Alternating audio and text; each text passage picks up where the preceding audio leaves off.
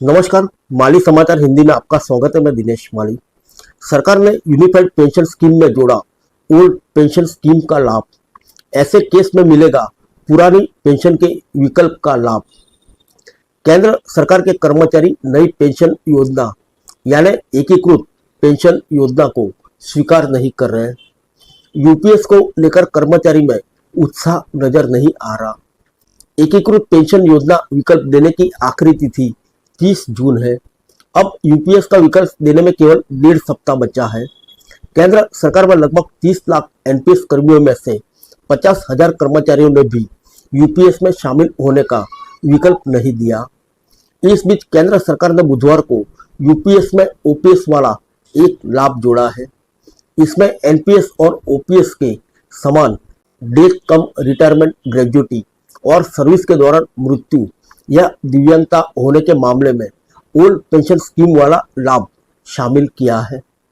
National mission for old pension scheme Bharat के अध्यक्ष doctor Manjeet Singh Patel ने यूपीएस में ओपीएस का लाभ का स्वागत किया है।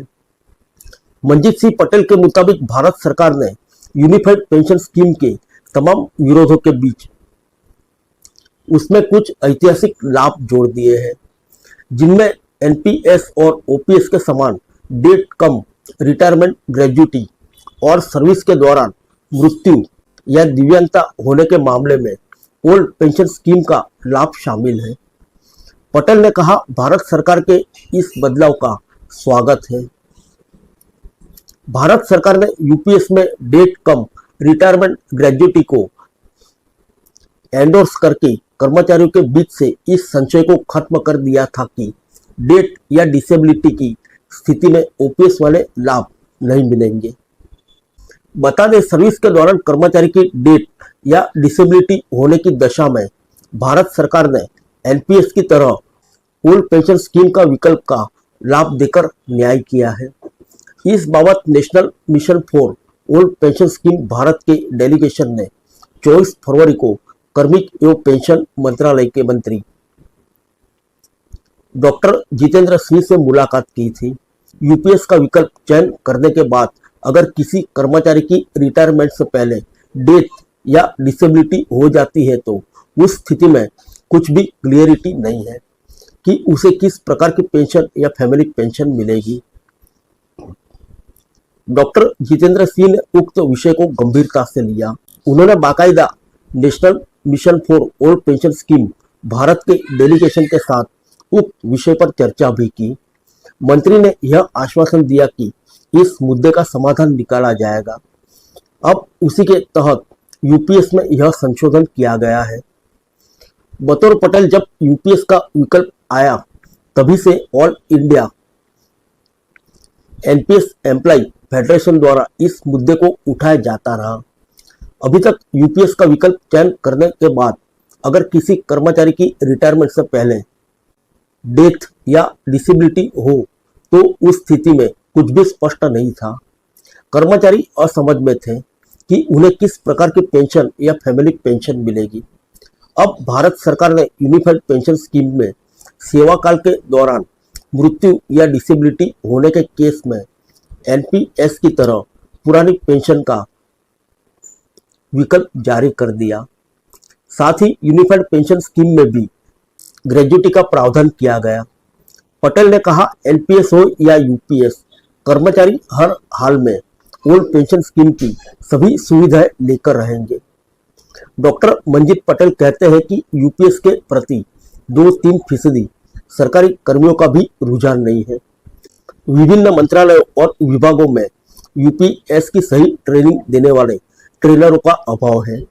ओपीएस बहाली या यूपीएस में बदलाव अपनी इस मांग को लेकर कई राज्यों का दौरा कर चुके पटेल बताते हैं, पीओ और डीडीओ को ट्रेनिंग तक नहीं दी गई।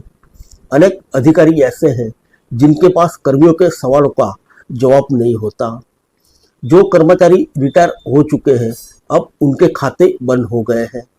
ऐसे में वे ऑनलाइन यूपीएस में कैसे स्विच करेंगे?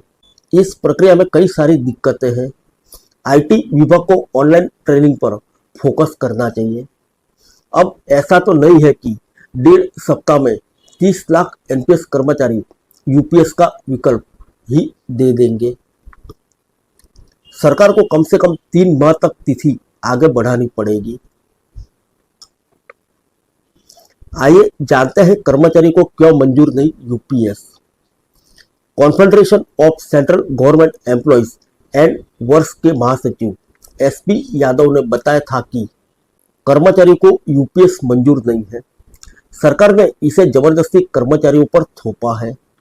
कर्मचारियों की एक ही मांग रही है और वह है पुरानी पेंशन स्कीम। पुरानी पेंशन बहाली के अलावा कर्मियों को कोई दूसरी योजना नहीं चाहिए। यही वजह है कि इतने दिन बाद भी कर्मियों ने यूपीएस की तरफ जाने का विकल्प नहीं अपनाया।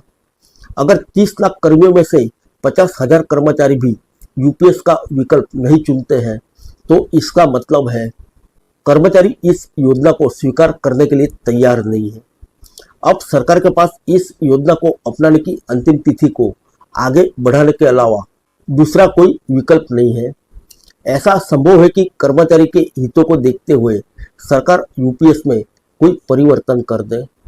ओपीएस बहाली सहित दूसरी मांगों के लिए confederation of central government employees and works की तरफ से कैबिनेट सचिव को 1 दिवसीय हड़ताल का नोटिस दिया गया।